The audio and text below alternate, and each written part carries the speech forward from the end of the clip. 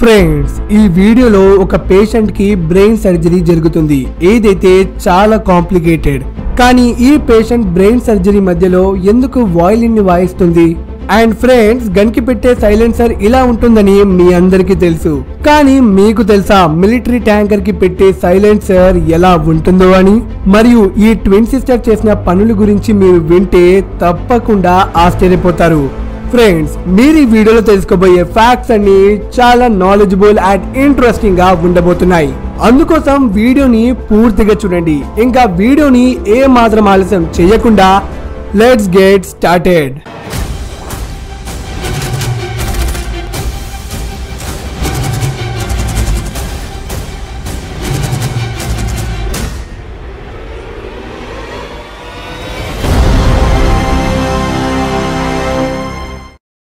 Fact number 11.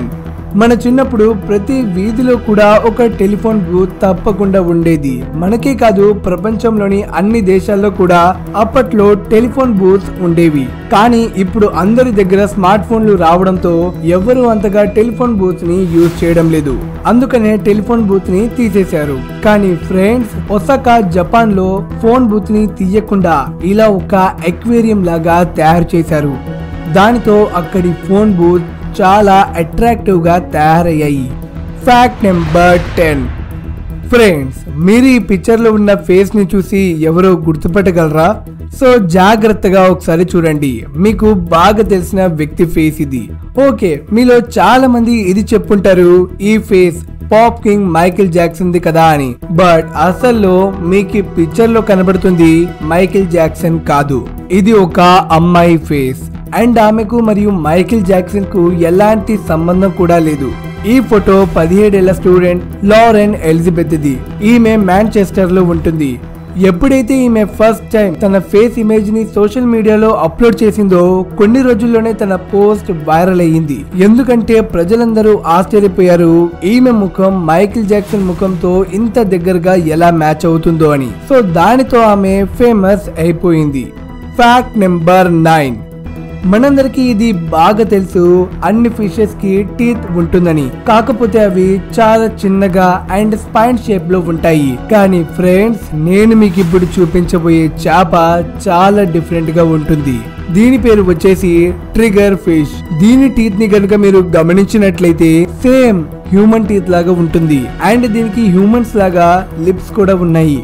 ఈ trigger fish ని first time మలేషియాలో కనుగొన్నారు. Fact number 8.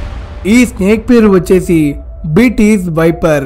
ఇది చాలా విషపూరితమైన పాము. ఎంత విషపూరితమైనదంటే దీని వల్ల ఆఫ్రికాలో చనిపోయిన వాళ్ళ సంఖ్య ఇతర పాము కాటు వల్ల చనిపోయిన వాళ్ళ సంఖ్య కన్నా చాలా ఎక్కువ. అండ్ ఈ స్నేక్ లో ఒక ఇంట్రెస్టింగ్ విషయం ఉంది.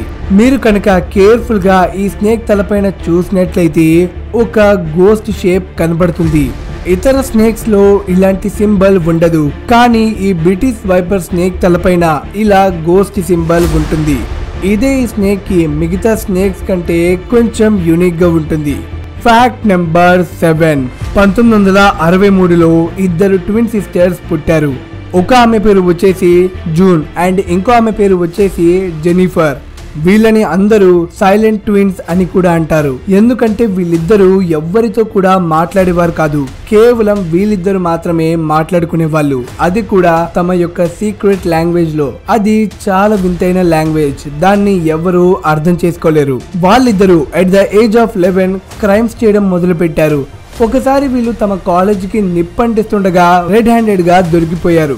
దాని తర్వాత వాళ్ళని జైల్లో పెట్టకుండా ఒక హై సెక్యూరిటీ మెంటల్ హాస్పిటల్లో చేర్పించారు. ఎందుకంటే వాళ్ళిద్దరి మెంటల్ కండిషన్ అనేది సరిగ్గా లేదు. 14 ఏళ్ళు హాస్పిటల్లో ఉన్న తర్వాత వీళ్ళిద్దరూ ఇది డిసైడ్ చేసుకున్నారు, మనం నార్మల్ లైఫ్ ని లీడ్ చేయాలంటే మనలో ఎవరో ఒకళ్ళు చనిపోవాలి. అప్పుడు జెన్నిఫర్ డిసైడ్ చేసుకుంది నేను చనిపోవడానికి రెడీ అని. అండ్ వాళ్ళిద్దరూ ఒక అగ్రిమెంట్ ని కూడా చేసుకున్నారు తమ సైలెంట్ లాంగ్వేజ్ లో. అగ్రిమెంట్ చేసిన తర్వాత జెన్నిఫర్ చనిపోయింది. ఎప్పుడైతే అందరూ జూన్ ని జెన్నిఫర్ డెత్ ఎలా జరిగింది అని అడిగినప్పుడు ఆమె చెప్పింది మా ఇద్దరి మధ్య ఒక అగ్రిమెంట్ అయ్యింది. దాని గురించి నేను ఈ ప్రపంచంలో ఏ వ్యక్తికి కూడా చెప్పను. జెన్నిఫర్ బాడీని పోస్ట్ మార్టం చేసినప్పుడు తన శరీరంలో ఎలాంటి డ్రగ్స్ కనబడలేదు అండ్ ఏ విధమైన పాయిజన్ కూడా దొరకలేదు. అయితే ఆమె ఎలా చనిపోయిందో అది ఈ రోజు కూడా ఒక మిస్టరీగానే ఉంది. అండ్ దీనికంటే ఇంకా పెద్ద మిస్టరీ విషయం ఆ రోజు వాళ్ళ మధ్య జరిగిన అగ్రిమెంట్. Fact number 6.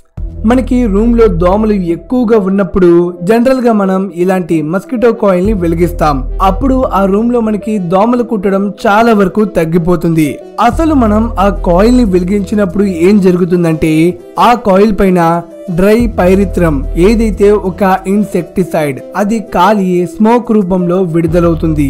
ఆ పొగ మస్కిటోస్ కి అస్సలు నచ్చదు. అందుకనే ఆ పొగ నుంచి దూరంగా వెళ్ళిపోతాయి. సో ఇది దీని వెనకాల ఉన్న రీజన్. Fact number 5. ఒక వేటగాడు జింక మీద బాణం వేశాడు. ఆ బాణం జింకకు తగిలింది గాని అది జింక యొక్క ఇంటర్నల్ ఆర్గాన్స్ ని అంతగా డ్యామేజ్ చేయలేదు. జస్ట్ రిప్ సైడ్స్ లోకి వెళ్ళింది.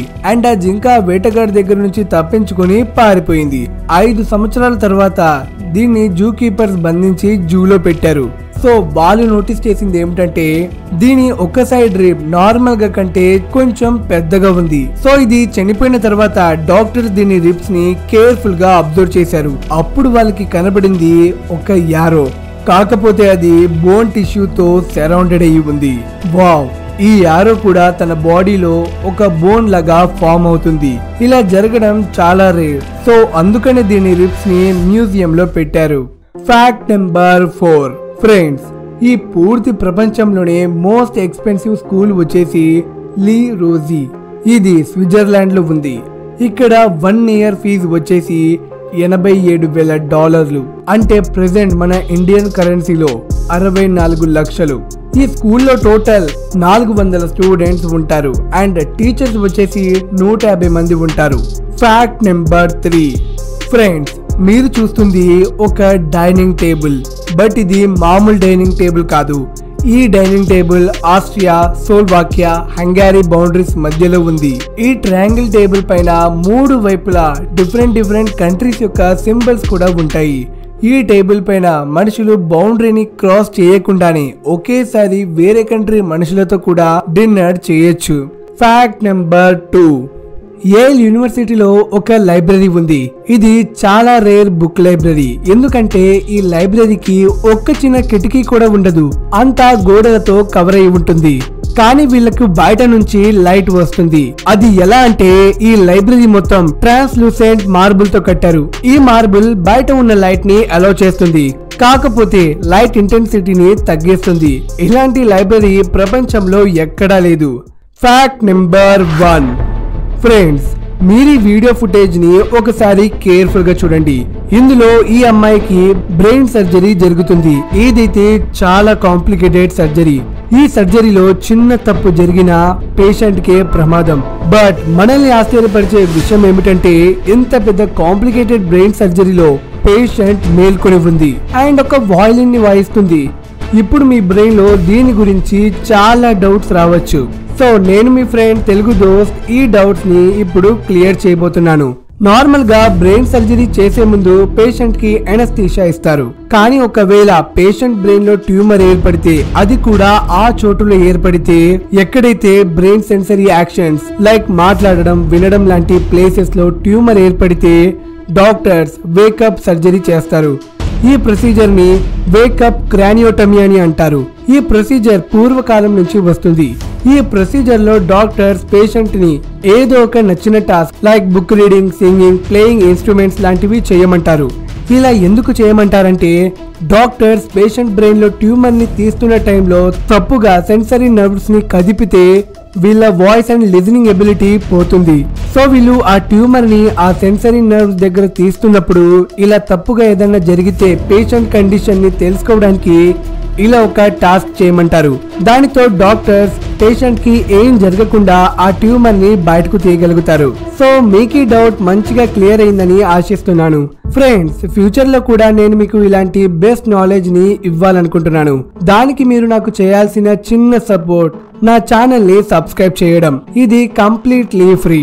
నా కష్టానికి మీరు ఇచ్చే ఈ చిన్ని సపోర్ట్ నన్ను ఇంకా వీడియోస్ చేయడానికి మోటివేట్ చేస్తుంది. So please do subscribe and మీరు ఈ నాలెడ్జ్ ని మీ ఫ్రెండ్స్ అండ్ ఫ్యామిలీ మెంబర్స్ కి షేర్ చేయడం మర్చిపోవద్దు. మళ్ళీ కలుద్దాం ఇలాంటి ఇంట్రెస్టింగ్ ఫ్యాక్ట్స్ ఎపిసోడ్ లో.